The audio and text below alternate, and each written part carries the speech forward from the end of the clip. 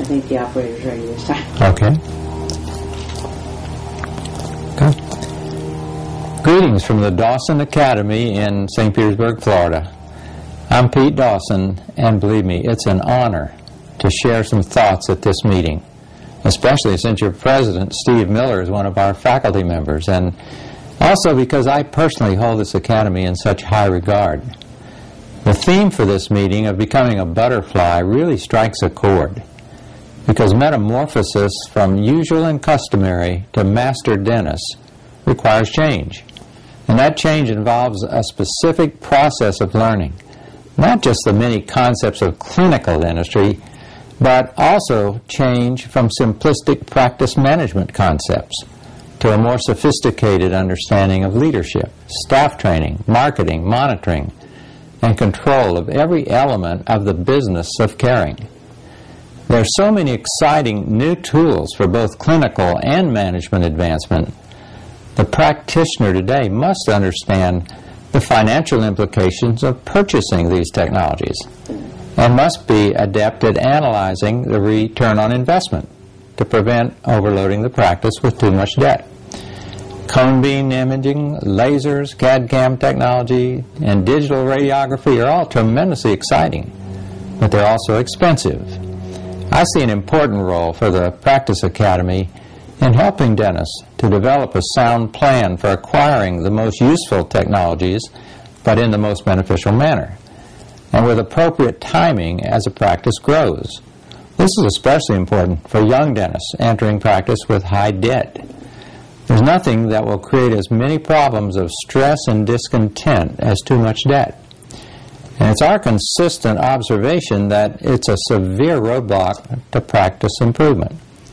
Again, the Practice Academy can be a resource for any dentist who's hampered by too much debt and its consequences of rushed treatment, shortcuts that erode quality, and longer hours that interfere with joyful living and a good family life. It's also evident that dentists with compromised profit also compromise their best hope for practice improvement, that is postgraduate education. Dentists who take advantage of continuing education have a tremendous advantage over those who shortcut this valuable path to faster and better learning. In this modern world of new materials and techniques, I'd like to also point out that concepts of complete dentistry become all the more important.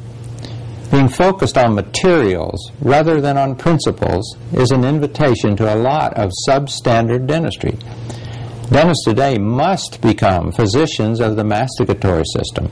It's the only way they can understand the underlying principles of function, tooth position, the relationship of the teeth to speech, to TMJs, the musculature, orofacial pain, and unequivocally the best smile design.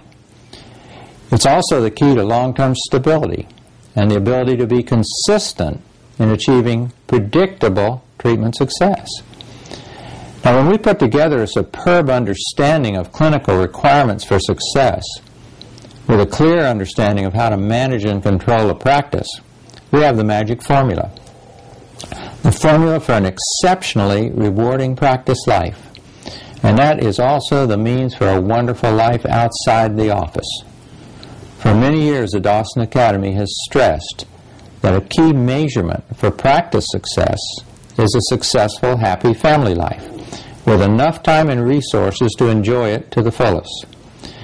With these thoughts in mind, it's a special privilege for me to introduce someone who exemplifies the kind of quality care and balanced life that we believe in so strongly.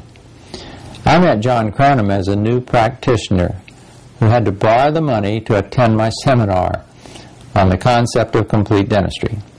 At that early stage in his career, John couldn't afford to stay at the hotel where I was conducting the seminar, so he slept in his car.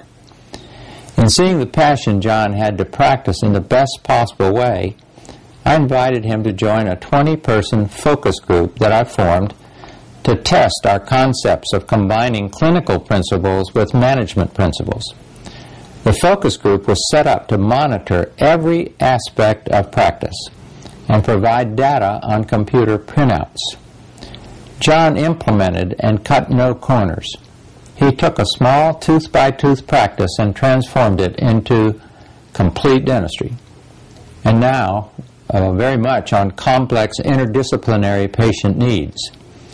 He then went on to share his knowledge and eventually created Cranham Dental Seminars and became internationally recognized. John has a teacher's heart, which I just love.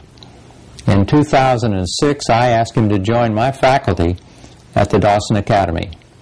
In 2008, he merged Cranham Dental Seminars into the Dawson Academy, and he now serves as our clinical director of the Dawson Academy. He's a superb clinician, but what I admire even more is he's a wonderful dad, a loving husband, and a great family man.